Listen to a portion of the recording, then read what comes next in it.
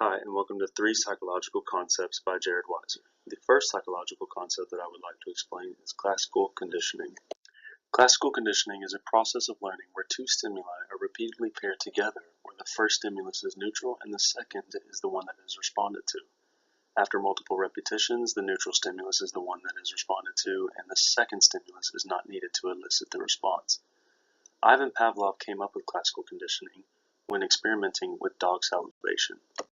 For example, my brother and I used to have nerve wars when we were younger. Every time a bullet was shot, it made a noise from the burst of air within the gun. Whenever we heard that noise, we knew we were being shot at, so we would duck and cover out of instinct.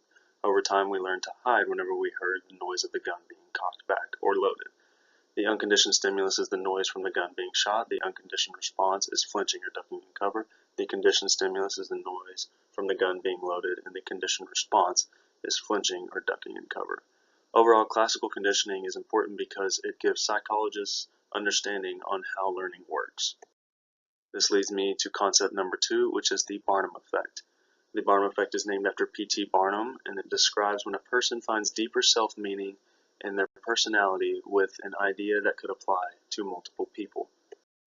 For example, my friend is very big into astrology readings. She follows all the Twitter and Facebook pages and even reads the newspaper in search of a description of her sign.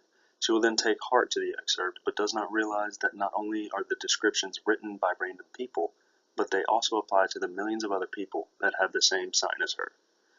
Overall, the Barnum effect is important because it gives reasoning behind why people accept vague personality descriptions that are favorable to them.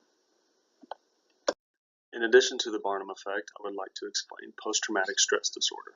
This is a mental health disorder which is caused by the exposure to a traumatic event. This could mean that a person was directly involved in the event or was a spectator of the event. People with this disorder could possibly have flashbacks, prolonged anxiety, nightmares, and even terrifying thoughts throughout their normal daily routine. Most people learn to cope with a traumatic experience. However, those who experience stress from the event for extensive amounts of time are then diagnosed with PTSD. For example, a friend of mine was sexually assaulted at a younger age and has had prolonged anxiety when around people of the opposite sex since the event. Over time, her prolonged anxiety has not gone away, and we still see signs of uneasiness in her body language. However, she has learned to cope better through therapy. With that being said, PTSD has helped psychologists understand why some people act the way they do after undergoing a traumatic experience. This urges psychologists to experiment on how to help people with this disorder. This concludes my presentation. Thank you for listening, and I hope you enjoyed.